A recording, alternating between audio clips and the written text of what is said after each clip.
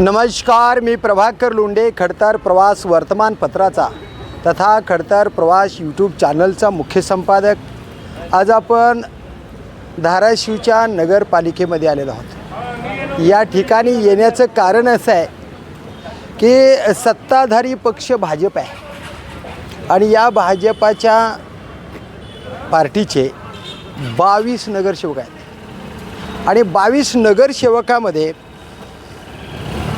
पक्षश्रेष्ठीनं यांना एक शब्द दिला होता की सत्ताधारी पक्ष आहे आणि तो शब्द असा होता की 6 महिन्यानंतर आपण या नगरपालिकेचा उपनगराध्यक्ष बदलणार आहोत आणि 6 महिने झाल्यानंतर आपण चांगल्या होतकरू आणि शहराचा विकास करणारा नगरसेवक उपनगराध्यक्ष पदावर बसवणार आहेत असं पक्षश्रेष्ठीनं शब्द दिला होता। त्या पक्षश्रेष्ठीनं दिलेल्या शब्दाची मुदत 16 जुलैला संपलेली आहे आणि 16 जुलैला संपल्याबरोबर या 22 नगरपालिकेतल्या सत्ताधारी नगरसेवकामध्ये धुसफूस सुरू झाली।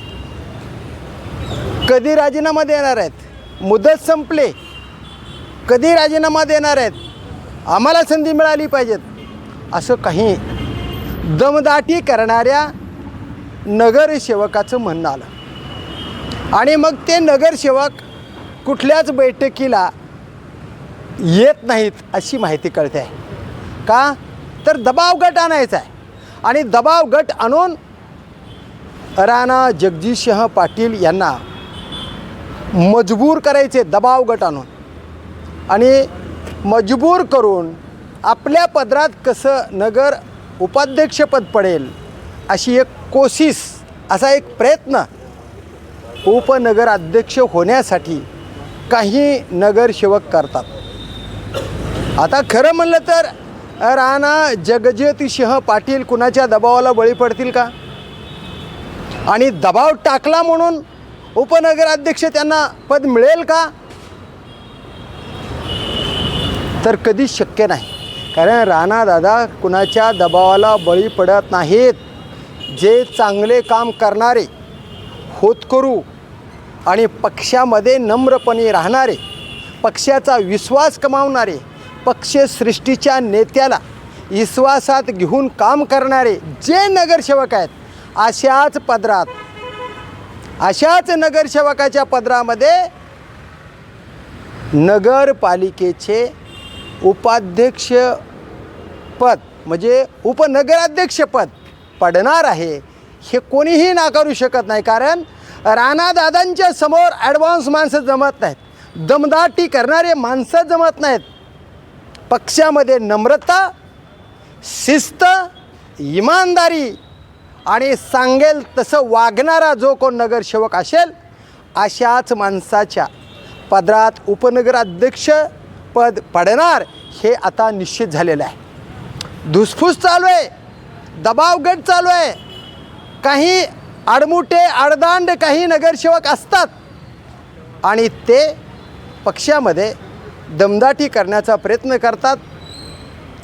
6 नगरसेवक घेऊन बैठकीला काही नगरसेवक येत नाहीत अशीही माहिती आणि अशीही गुप्तता या पक्षामध्ये आहे आणि बैठकीला जायचं नाही, दबाव आणायचा, काही नगरसेवक माझ्यासोबत आहेत दाखवायचं आणि आपल्याकडे नगर उपाध्यक्षपद मिळवून घ्यायचे अशी एक चांगल्या पद्धतीची रणनीती या पक्षामध्ये आखणारे नगरसेवकसुद्धा आहेत।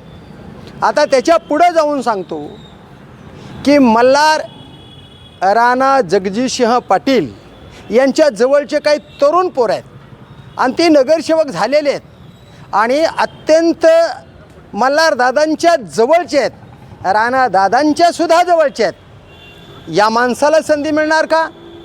का दबाव टाकणाऱ्या दबाव गट करून मलाच पद मिळालं पाहिजे अशा माणसाला पद मिळणार? नेमकं कुणाला पद मिळणार हे येणाऱ्या काळामध्ये ठरणार आहेत। महत्त्वाचा मुद्दा असा की शहराचा विकास करणारे जनतेला विश्वासात घेणारे, पक्षश्रेष्ठीला विश्वासात घेणारे आणि पक्षाच्या नेत्याशी इमानदारांनी प्रामाणिकपणाने राहणारे मल्हारदादांचे मित्र आणि मल्हारदादांच्या जवळचे काही प्रामाणिक कार्यकर्ते, प्रामाणिक नगरसेवक, मग राणादादांच्या जवळचे सुद्धा काही प्रामाणिक नगरसेवक या पक्षामध्ये आहेत. या पक्षामध्ये आडमुठेपणा, आडदांडपणा, घमेंडपणा, मगरुरीपणा काहीही चलत नाही. कारण इथं नेता प्रामाणिक आहे, इथं नेता सुसंस्कृत आहे. आणि म्हणून या राणादादा या नेत्याच्या पुढे ॲडव्हान्सपणा, घमेंडीपणा, मगरुरीपणा आणि माझं तेच खरं असं म्हणणारा माणूस राणादादांच्या पक्षामध्ये चालत नाही. एवढं मात्र खरं आहे. आपण पाहायचं आहे की राणादादांच्या विश्वासाला तडा न देणारे, इमानदार राहणारे, प्रामाणिक राहणारे यांच्या पदरात या नगरपालिकेचे उपनगराध्यक्षपद पडेल का दबाव गट आणणाऱ्या नगरसेवकाच्या पदरात उपनगराध्यक्षपद पडेल हेच पाहूया येणाऱ्या काळात. मी प्रभाकर लोंढे, खडतार प्रवास वर्तमानपत्राचा तथा खडतार प्रवास यूट्यूब चॅनलचा मुख्य संपादक. या चॅनलला सबस्क्राईब करा, शेअर करा, लाईक करा, बेल आयकॉनचे बटन दाबा आणि आपले विचार कमेंट बॉक्समध्ये नोंद करा. कारण या नगरपालिकेमध्ये अनुभवी माजी नगराध्यक्षसुद्धा होऊन गेलेले आहेत. अशाही नगर अध्यक्षांचे मुलंसुद्धा या ठिकाणी निवडून आलेले आहेत. नेमकं कुणाच्या पदरामध्ये हे उपनगराध्यक्षपद पडेल ते पाहूया येणाऱ्या काळातच. धन्यवाद. धाराशिवकार. जय हिंद, जय महाराष्ट्र. धन्यवाद.